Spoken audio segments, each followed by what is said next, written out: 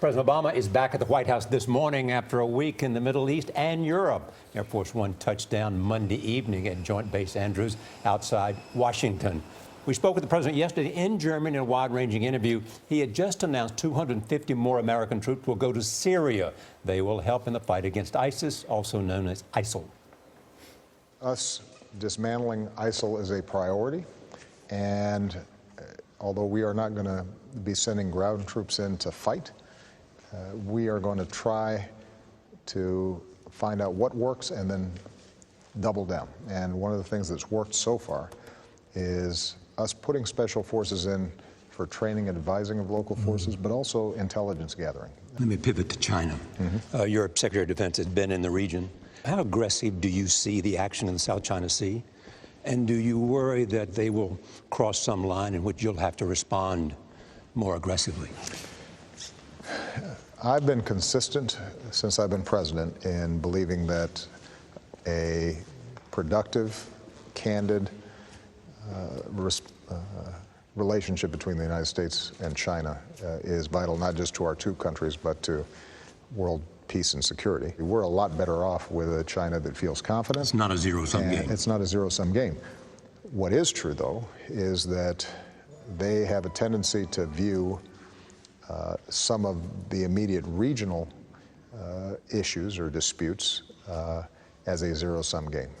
So with respect to the South China Sea, rather than operate under international norms and rules, their attitude is we're the biggest kids around here, and we're going to push aside the Philippines or the Vietnamese. But it doesn't mean that we're trying to act against China. We just want them to be partners with us. And where they break out of international rules and norms, we're going to hold them to account. And what about North Korea, finally? North Korea is a massive challenge.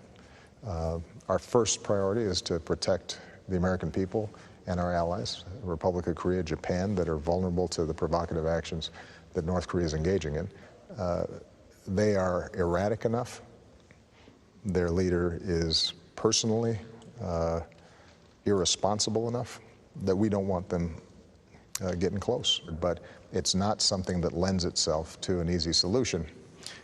We could obviously